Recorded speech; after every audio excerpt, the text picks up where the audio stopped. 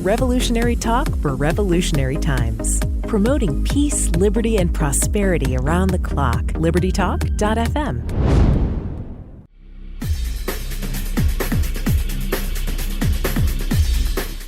Welcome to Living in the Solution with Dr. Elena George. Today we have a special show, one that I think is timely and very important for everybody in our society. We're going to speak with Ms. Kelly Hawley. She's an ordained minister and the founder and executive director of Warrior Bride Ministries, specializing in inner healing and deliverance for survivors of ritual abuse and child exploitation. Kelly has been ministering to survivors for over 15 years, including working as a director of healing retreats for Voice Today. While ministering to survivors with similar stories as her own, she noticed the Lord was sending many who had been trafficked. That exposed her to the bigger picture of ritual abuse and the lack of help available to trafficked survivors and those with dissociative identity disorder. After being called out of corporate America to start her own business about 10 years ago, her heart for seeing others healed and redeemed continued to be her growing passion. In 2021, the Lord led her to start Warrior Bride Ministries with the mission of providing biblical healing and restoration to child exploitation survivors. The office serves clients internationally. In addition to inner healing and deliverance, Warrior Bride Ministries partners with others in the healing profession to offer various therapies, life skill coaching, attachment, boundaries, and CSA support groups, and discipleship to survivors, free of charge. Additionally, she embraces the call to unite the body of Christ, to become educated and involved through church partnerships and hosting Counting the Cost conferences. She's had an amazing journey with the Lord, learning how to walk survivors through healing by incorporating mind, body, spirit, and soul for complete healing. And Ms. Hawley, I wanted to thank you so much for joining me out of your busy schedule.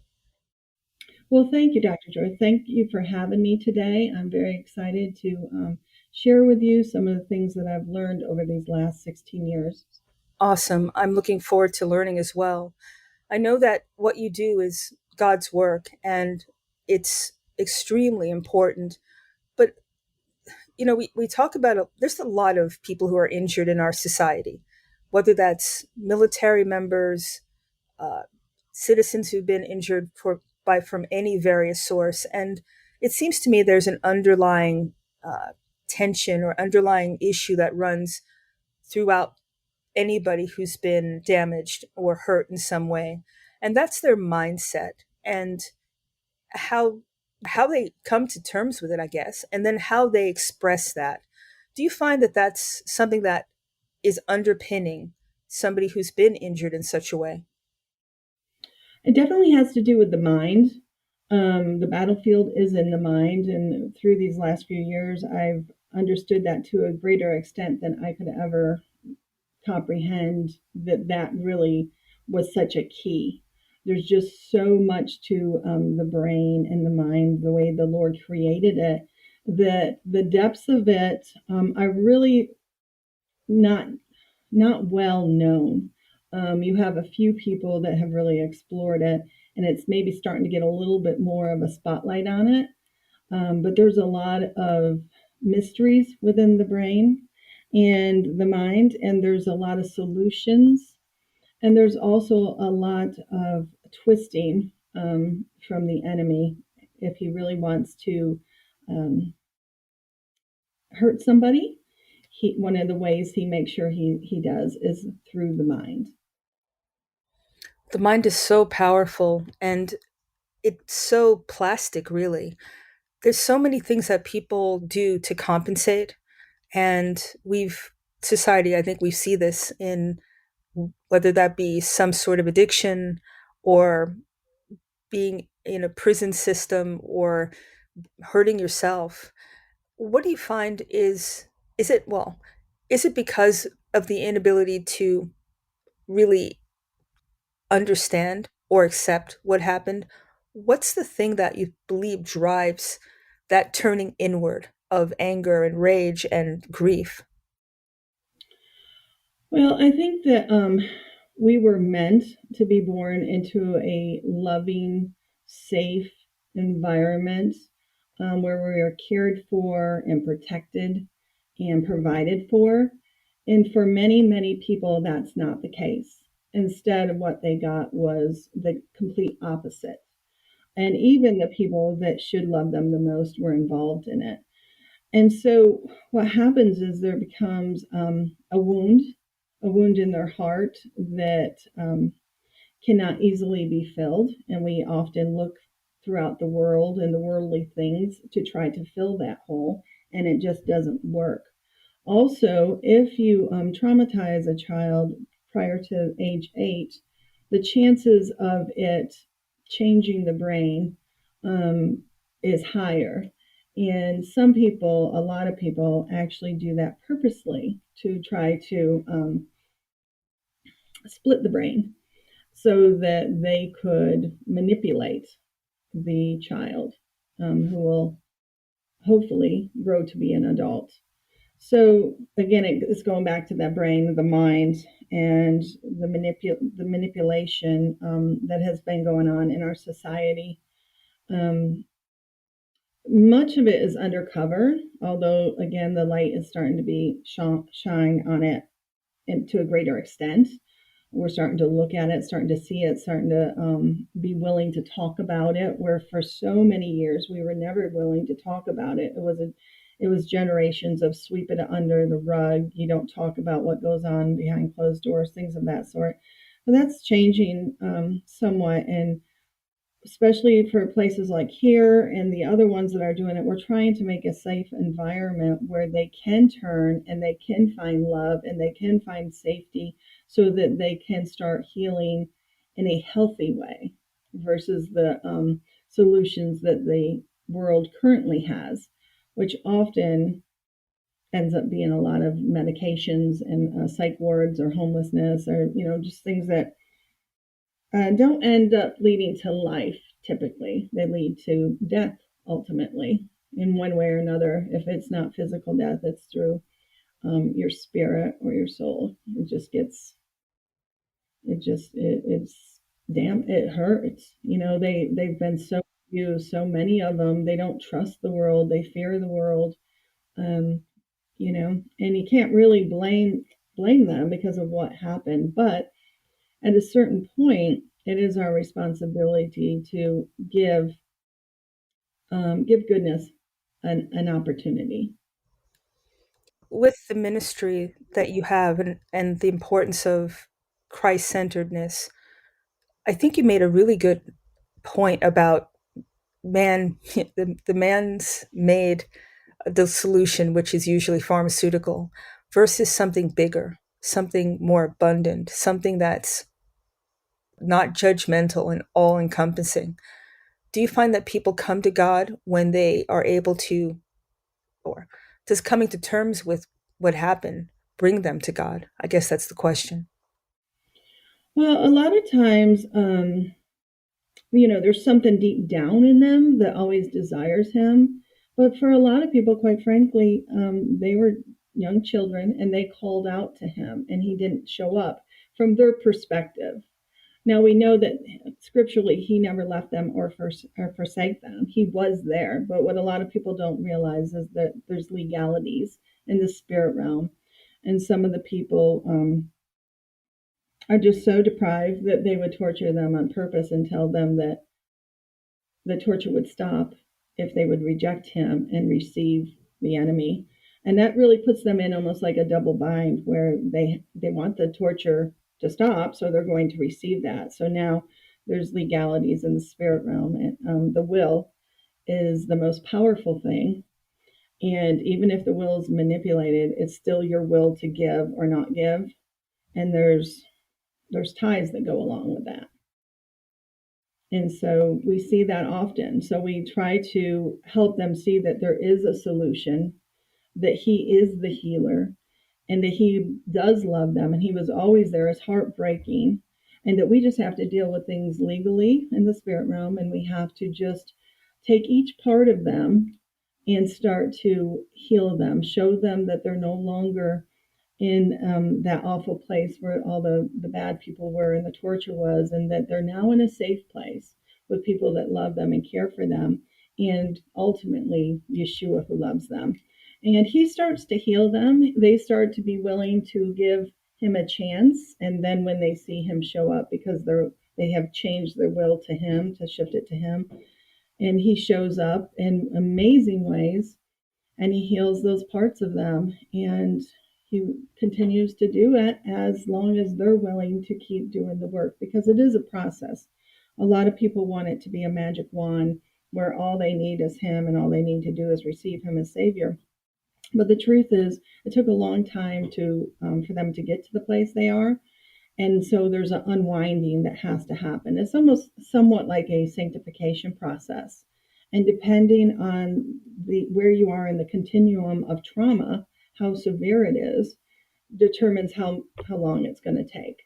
That, and again, your will, choosing that I'm going to work at this and I'm going to work on it a lot and I'm not going to give up, that's going to help usher you into your healing faster than somebody that might have the mindset of the victim mentality, which, yes, they were, but they can now be thrivers instead of just survivors if they choose to, if they line their will that way to say, yes, I can. I'm not going to let the enemy steal any more of me or my life, and I'm going to choose to give him a shot, to let him come in and heal and walk into life abundantly.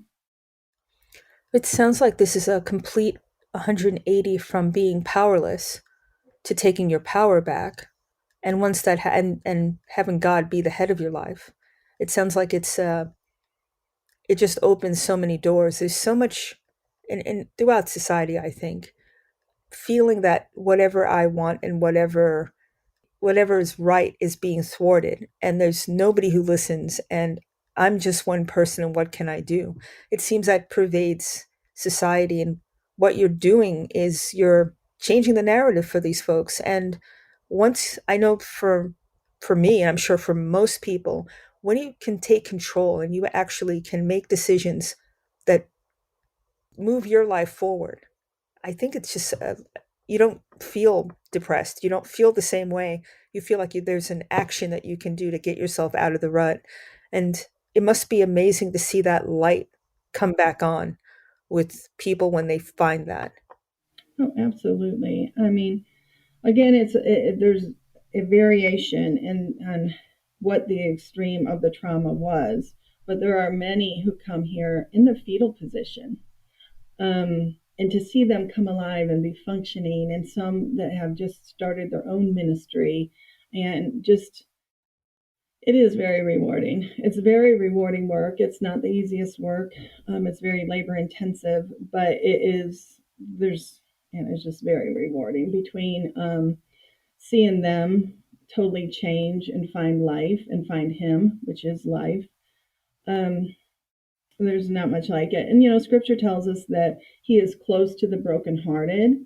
And I could tell you that I don't believe that I would have the encounters I have if I wasn't serving his children in this way. He is very close to them and he shows up and you just watch miracles occur and it's amazing.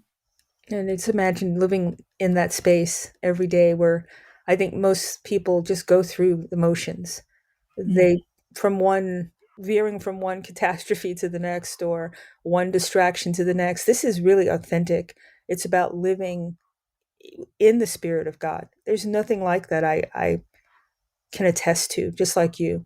Yeah. So let's take our first break because I want to go through some of the therapies and things that you do that putting a more concrete face on how you help people help themselves. So let's take our first break. You're living in the solution.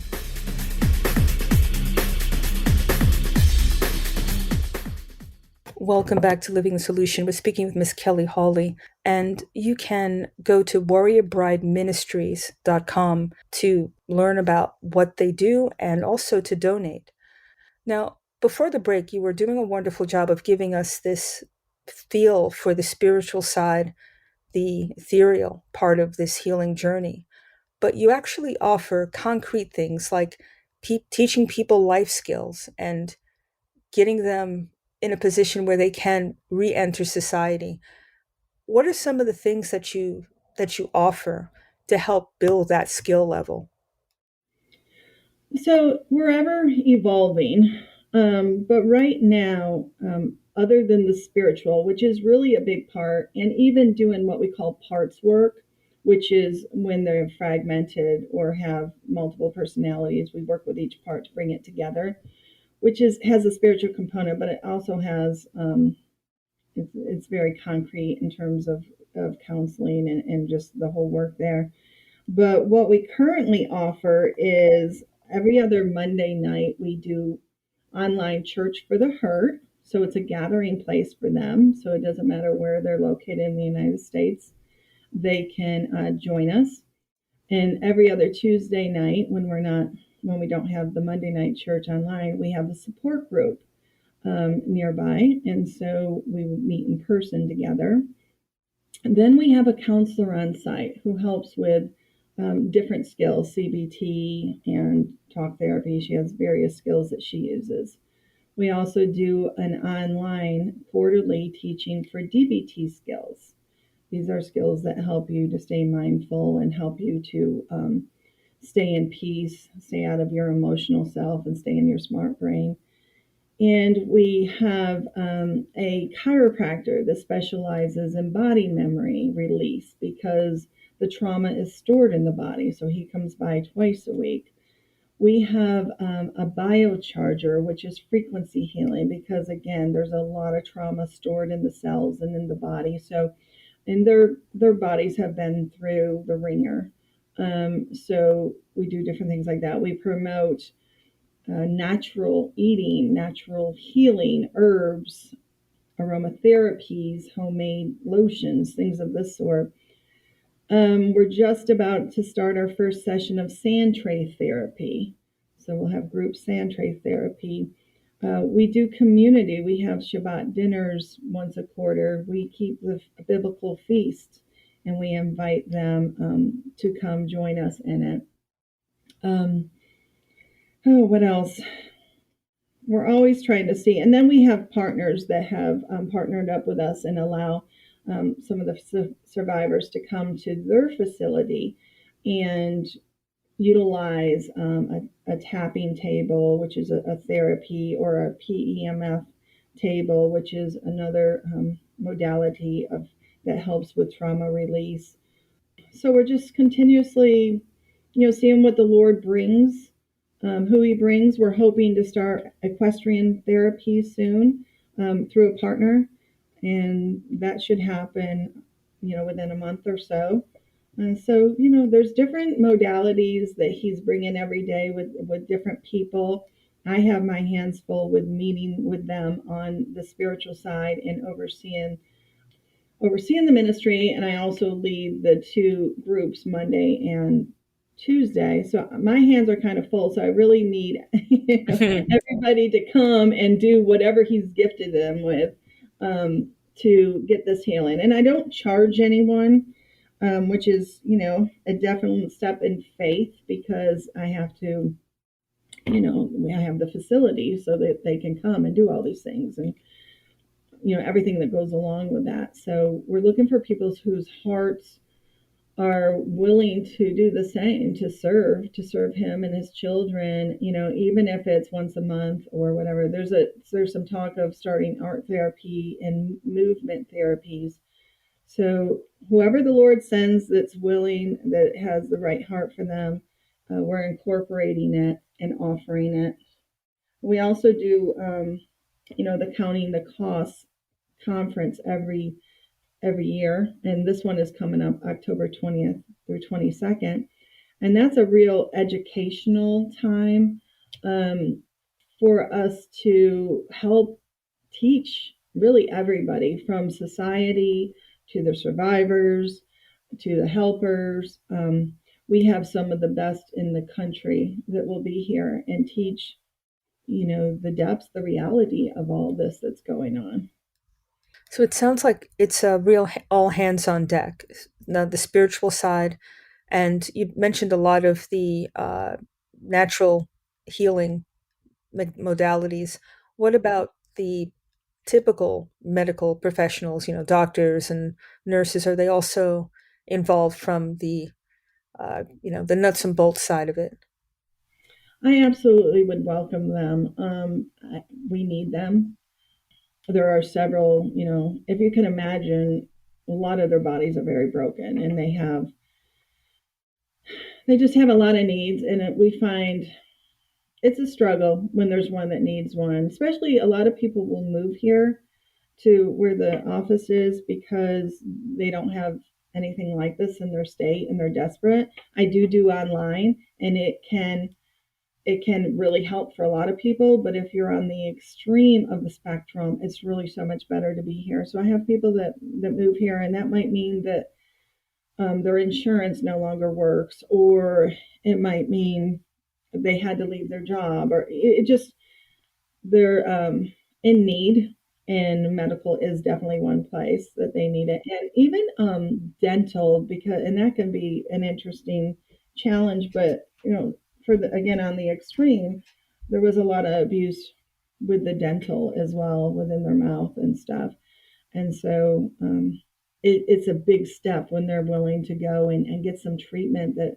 maybe they've never had, because of the fear of what happened to around their mouth and stuff. Well, I can imagine it takes a lot of trust to be vulnerable physically again with a practitioner. I think it sounds like it's so comprehensive. You get the mind and you get the spirit in line aligned, and then the mind, and then I think probably everything else tends to fall into place a little easier because there's trust once the person is rebalanced. Is that a way to see it? I mean, yeah, it definitely starts helping, and things when they get the trust, then that's a huge, huge, huge step, because trust is really hard for them. But yeah, when they start seeing that you're consistent, that you're really there for the real reasons, and that you have no ulterior motive other than to love them and love him, and let him love them through me or anyone else that comes here, they start to drop their walls, and they start to be willing to try some of these things that before they probably just were too fearful and went into isolation and were in their own cage. They were in their Mhm. own, they're in their own lockdown, because of what happened to them.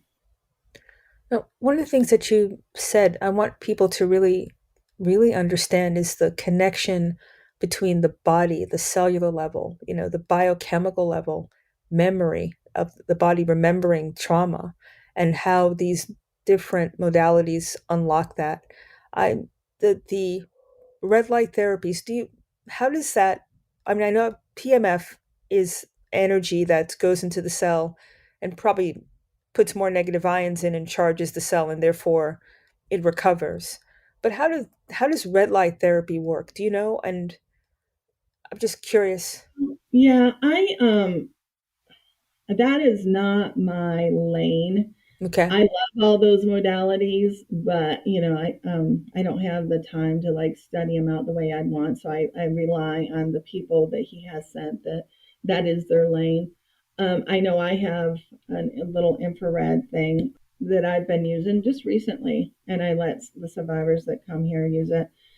But I can't say for sure, but I have heard good things about it, and I would really like to explore that. I just have the little one right now. I do know that one of the ladies that is newer with partnering has she has an infrared sauna, and she actually has a stand up infrared too. And Hmm. when I asked her about that, she did say a lot of it has to do with I thought she said the skin, but the one that I bought was for the thyroid. And then I heard somebody say that another at a podiatrist, they put a red light on her feet and it took the pain away. So it might have a lot of different uses.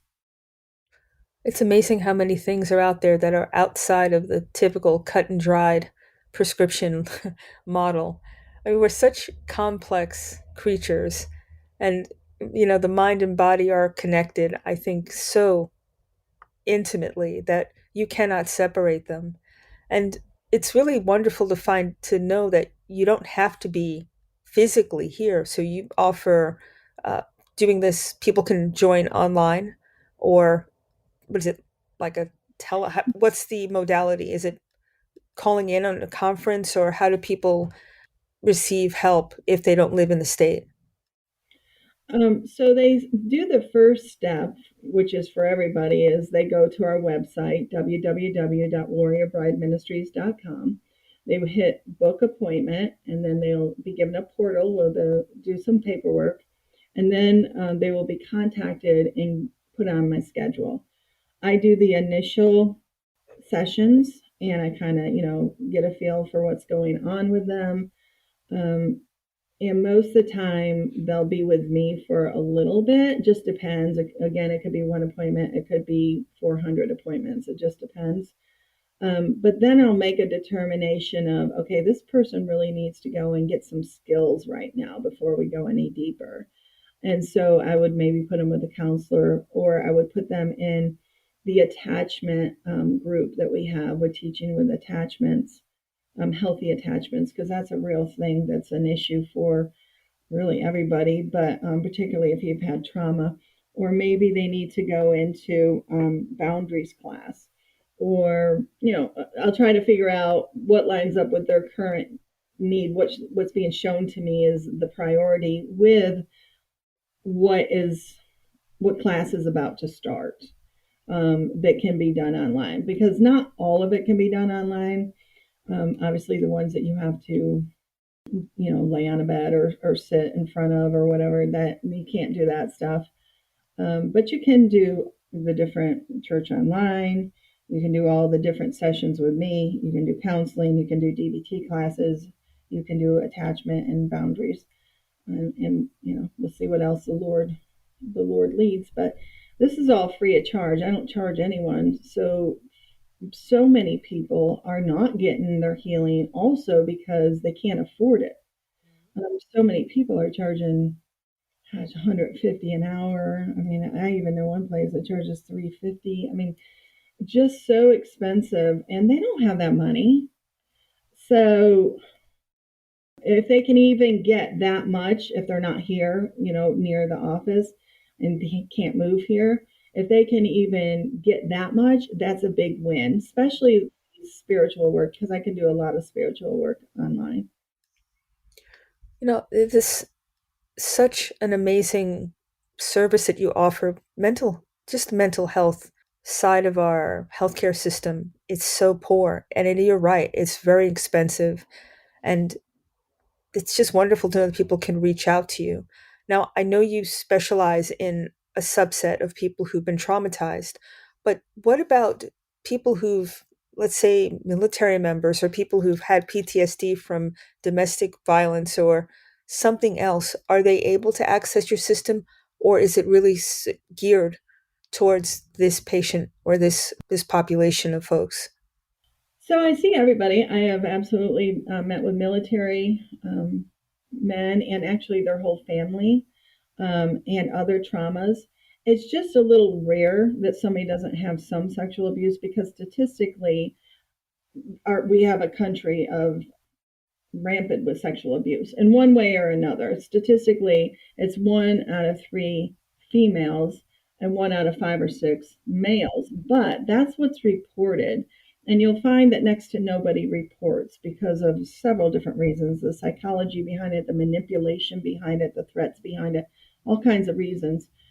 So, in my opinion, you can easily double that. So now I start to have, the chances of you having some kind of sexual abuse is very, very high.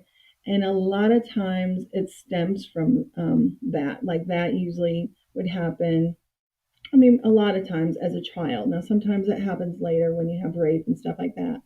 But even then, a lot of times, not always, but you become more vulnerable. And you also, to me, there's a spirit attached where now everywhere you go, it seems like you're a target for the perversion and the sexual abuse in some way, shape, or form.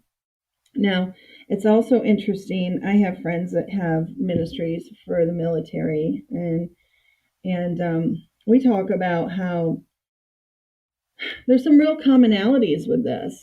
And this gets kind of into the stuff that maybe we don't want to really get into, but some of the PTSD can be linked together there with the military and the children and all that. Interesting. Let's take our second break because I want to ask, as lay people, you're anointed to do this. I mean, what you do is really just impressive. But for those of us who are not so attuned, I want to ask how we can get involved, how we can identify people and try to help in the best way that we can. So let's take our second break. You're living in the solution.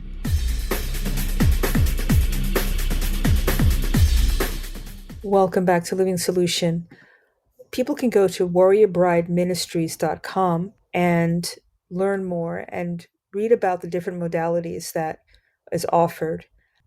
Ms. Hawley, I wanted to expand our conversation outside of what professionals to lay people. I mean, we see people every day. We interact with them in all sorts of conditions. Is there something that we as humans need to look for to actually identify someone who's in trouble? Well, there are several signs, although I would also say that sometimes people compensate for the wound and the abuse by being overachievers. They're really trying to perform because then maybe they'll be loved. I know that I fell in that bracket at times in my life where if I'm the top of, whatever I'm doing, then people will like me. I'll have the love that I always wanted. So you can't go strictly by this, and that lasts for a while. But at some point, it starts to break down, and the cracks start showing.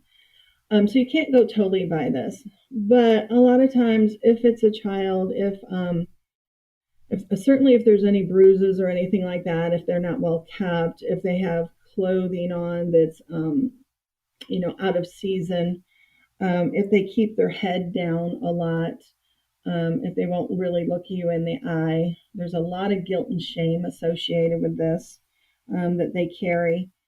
If you're communicating with somebody and they start dissociating a lot, they start to wander a lot of times that can be a symptom of abuse that has occurred. They're dissociating. They're in some ways leaving their body a little bit, just kind of floating out. And that's something that is a symptom. Now that can be on, again, a continuum of how severe that dissociation is. But dissociation, a lot of us dissociate when we're driving down a highway and we're just kind of on autopilot. Next thing we know, we're there. We hardly remember even getting there. We were just kind of on autopilot. We're just kind of a form of dissociation.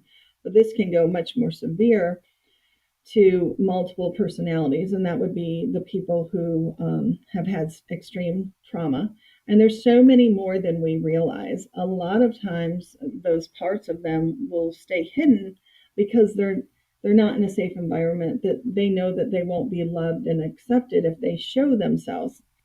A lot of people start to fear that they are like demons.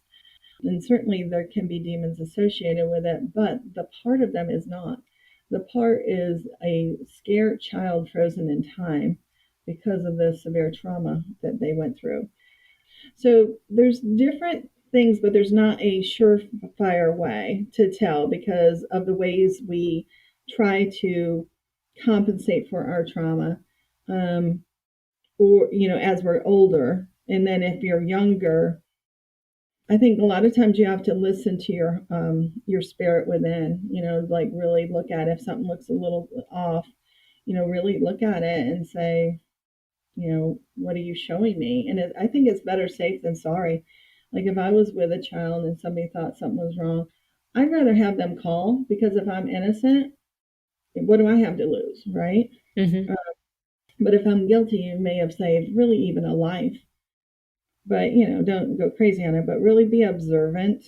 You know, does the adults that they're with look like they're, and I can't even say this, I was going to say respectable, but the truth is this happens at the top of all of society. So they have a real good cover going on. And so you can't even totally go by that, because you might think that they're the most, respectful everybody looks up to, what a nice guy. Well, that's just a front too. So you can't really go by that. This is so, it's complex, and it does take being, I guess, not just observant, but attuned energetically. I think that's another skill, actually. I think people are not really, they're just, as I said a minute ago, going through the motions and just veering from one distraction to the next. When people, let's say that people do have an inkling, is is Warrior Bride Ministries an an avenue that someone can call and say, I think there's an issue? Or, I mean, how should people, once they have that, how should they approach it? What's the safest, most efficient way, in your opinion, to get people help? Well, there are hotlines. We don't really have a hotline. I don't have the staff for that, but there is hotlines. I think Rescue America is one that I believe has a pretty good reputation. Out of Darkness, um, Frontliner, or Frontliners, I think it's called, is another one. Their specialty is going in and rescuing. Oftentimes, a lot of it is more of the prostitutes, the little bit older.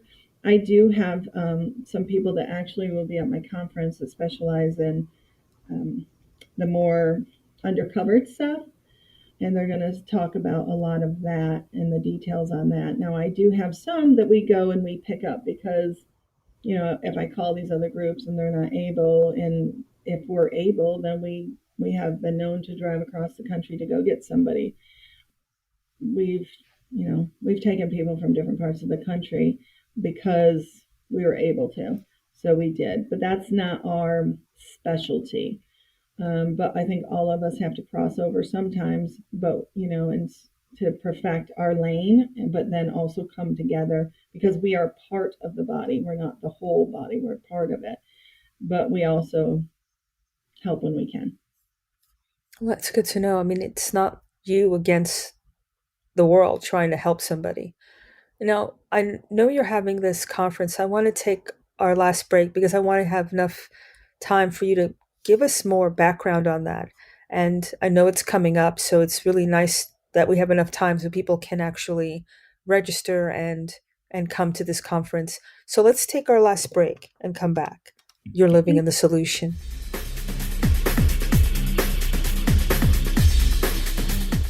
Welcome back to Living the Solution. We're speaking again with Miss Kelly Hawley of Warrior Bride Ministries. And I know that you have a conference coming up here in Georgia, and I wanted to get more information about that. You said this is not your first conference. How many have you, when did it start? 3 years ago. So I've ministered to the sexually abused for about 16 years now. And the first 10 years was with a ministry called Voice Today. And then they closed down. And I started just ministering like wherever, wherever the people were, wherever the Lord led me. I was trying to get into churches and stuff and have them, make a space for these people. But that did not work well. There were no open doors. So the Lord finally led me to actually start a ministry, get an office and start a ministry officially. And I did. And that was about 3.5 years ago. So our first conference this will be our third year. So it was 2 years ago, I guess. And each one has been a little different. A lot of them were like very, very big retreats. We'd have about 125 people and we would house and feed and all of that. We'd have like 28 speakers. This particular one is a little bit different. It's going to be at the Georgia Gun Club in Kennesaw, Georgia, October 20th through 22nd. We're going to have Friday night a dinner. The speakers are going to speak a little bit and have a dinner, and it's going to be more for the frontliners. Now, anybody can be a frontliner, but these are the people who really want to know the nuts and bolts. They want to know the truth. They want to really get into it, and they're going to have an opportunity to speak with the speakers, who, in my opinion, are the best in the country, and ask questions, get advice. There'll even be opportunity for prayer sessions. So that's Friday night, and so you could choose to come to that or not. The main conference starts Saturday morning, 9 o'clock and goes till 6 o'clock, where we'll have a bunch of different speakers on various topics. We want to cover sex trafficking in the U.S. in all different ways. Sound of Freedom did a really good job for those who are totally asleep about child sex trafficking. But what it did also do is kind of deflect from the U.S. And this is like an issue for third world countries in the jungles, and you have to be a superhero. Well, meanwhile, the U.S. is the belly of the beast. So we want to bring the focus back to our own backyard and see what we need to do to put the oxygen on our mask, the mask on ourselves, so that we can help others. So we're going to talk about the different types of trafficking, and then we're going to deep dive into the abuse that creates the most traumatized, the most rampant in the US, in my opinion, the most secretive that's under our nose. So we're going to expose and we're going to teach, and it's just needed. Somebody's got to do it. We have to quit not being willing to talk about it. We need to educate. We need to help people understand that we all have a place in this fight. You might not be able to do what I do because this is the gifting I have, but you have something. You have prayer that you can do. You can be an intercessor. You might have the finances. We need finances. You might be the person who can be an admin for me. You might be the person that can do the medical. There's a place for all of us. And we have to join this. In my opinion, this is our modern day slavery.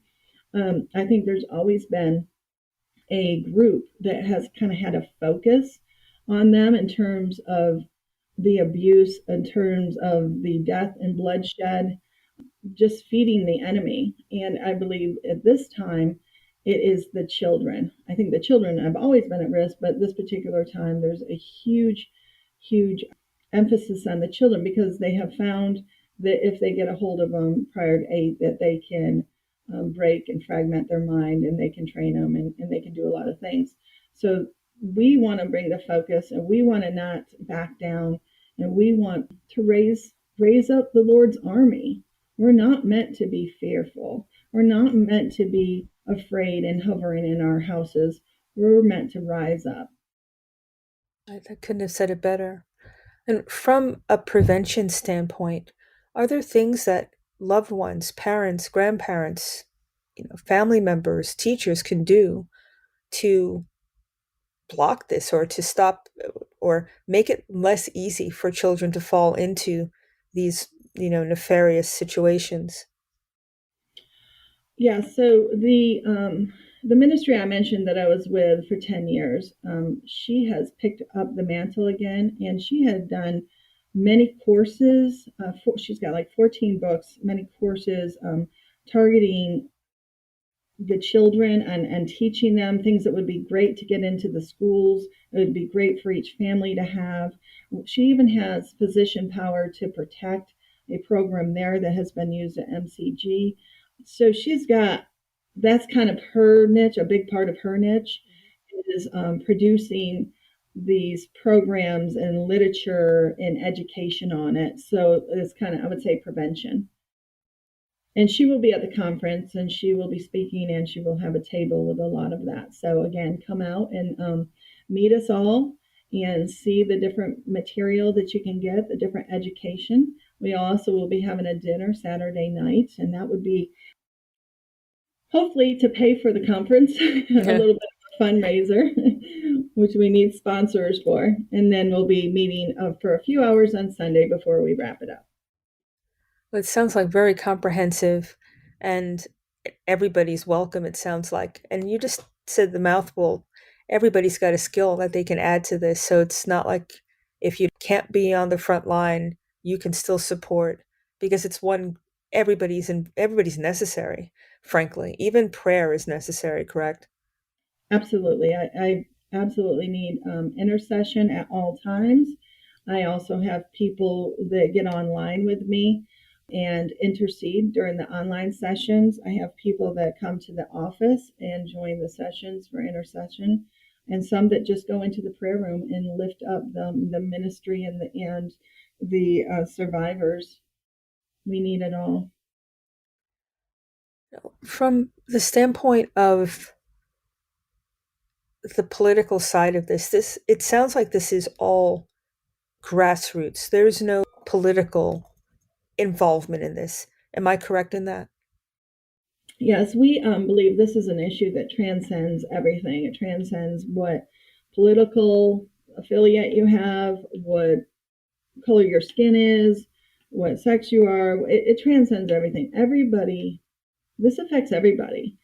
Even if you think it doesn't, well, count your lucky stars for right now, but it's at your door. It's your neighbor. It's in your neighborhood. It's at your school. It's at the sports teams. It's at the club. It's everywhere. And so we have got to stop thinking it's not our problem, because it is. And most of the time, if you were to really ask your family members, you'll find that at least one of them has had sexual abuse. They just didn't dare say.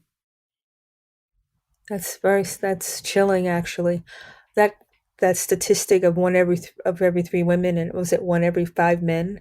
That's amazing. I had no idea it was that high. But And that's what's reported. And right, oh my gosh, really never reported. So that's even worse. I mean, so you think about all the negative parts of our society, the addiction and prison and the people who end up there. I wonder what percentage of that population have been damaged in such a way, and so they lash out in whatever way as a way to, I don't know, um, get their feelings out, I guess is a better way to right. put it that. Well, I mean, I could take a guess and I'd go in the 90s. I mean, because it produces an anger, it produces a fear, it produces wanting revenge, not liking this world. It can produce that. Like it often does. The difference is if you're willing to hear that still small voice and try something different and try him out and see if he'll bring the light into that darkness and change your world. It's that willingness to let go and have faith and trust in God is such it's powerful, and it is liberating. I mean, there's one thing I've learned. Obviously, you learn a lot as you grow, as you get older. But what you can't control, you have to let go. And that is part of this also loss of control, that you get anxious and angered and all these other emotions that get pent up. Is it due to that? Well, okay, so this is a whole nother part of our society. In my opinion, and probably the opinion of a lot of people, we have a society that's very narcissistic. And a lot of that stems from abuse where you had no control. And so now you want to try to control your life because you want to have the outcome you want. You want to try to make sure nobody hurts you, nobody does this, nobody does that. And so it evolves into a very narcissistic personality often if you don't get it under control, if you don't get your healing. There's there's a few books that are really just amazing. One of them is called The Pandora. I don't know. The other one I have is The Other Half of the Church. It's by Jim Wilder and Michael Hendricks. And then they wrote a book also, like the second book after this is Pandora's Problem or something. I don't know if you looked it up, but it's about the narcissism and what created it and how to diffuse it. Really interesting stuff. And a lot of it goes back to the brain again. We're kind of circling back from where we started. It goes back to like us being so, left brain instead of having both left and right brain and having it flowing from one to the other and getting a really healthy balance there. And what's interesting about that is some of the abuse that these people endure, part of what they're doing purposely is to make the two sides of the brains not communicate, because then they can again manipulate more, and they have a lot of reasons behind that, but I don't know if you want to go down that road. But that book and the one that deals with the narcissism that they wrote this after that is really very good books that can really show you what's going on in our society, part of what's going on in our society. From the standpoint of identifying and preventing, obviously, the earlier you get to somebody, the better, right? Oh, yeah, absolutely. I mean, there's a layering that goes on with the abuse. And so if you can keep those layers to a minimum, that's, obviously better, less layers to work through. Sometimes it's interesting, depending on, depending on a lot of things. Sometimes the younger ones are not willing to open up yet. They're still stuffed it so much. But if you have parents that are willing to do the work and willing to turn to the Lord, there are legalities. We talked a little bit about legalities in the beginning. Mm-hmm. There are legalities in the spirit realm where they have authority over them until the age of reason, which is whenever they come conscious of, right and wrong and different things. It's usually maybe around age 12, and then an age of accountability, which is more around 20. If the parents can intercede and break a lot of stuff off for them. So if the parent is willing to do the work, because often this stuff is generational, that's a whole other thing. It's often generational, passed down, the iniquities passed down.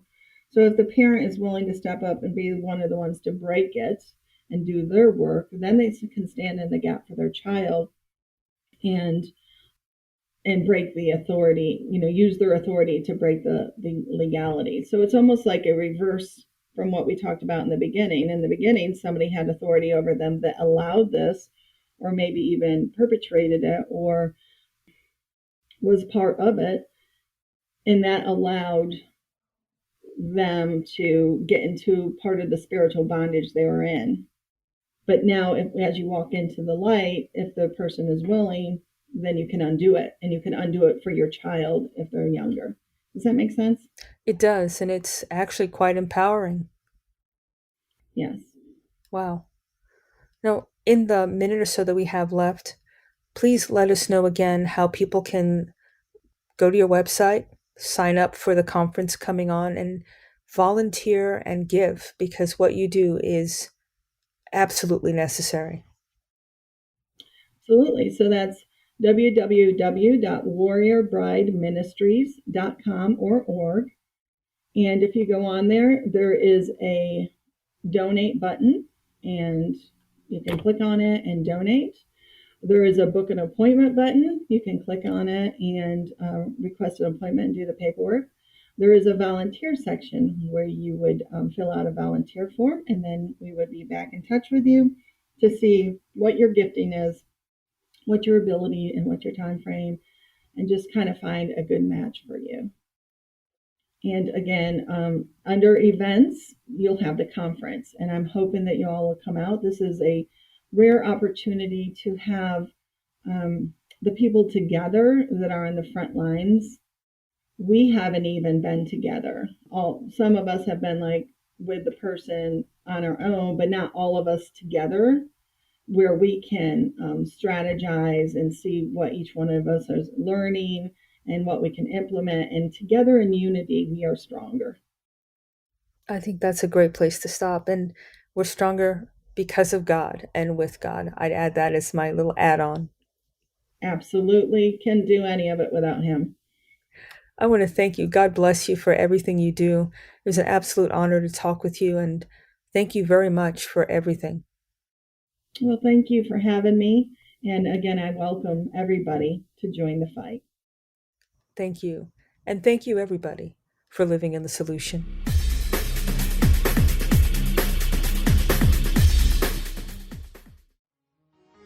Revolutionary talk for revolutionary times. Liberty Talk FM.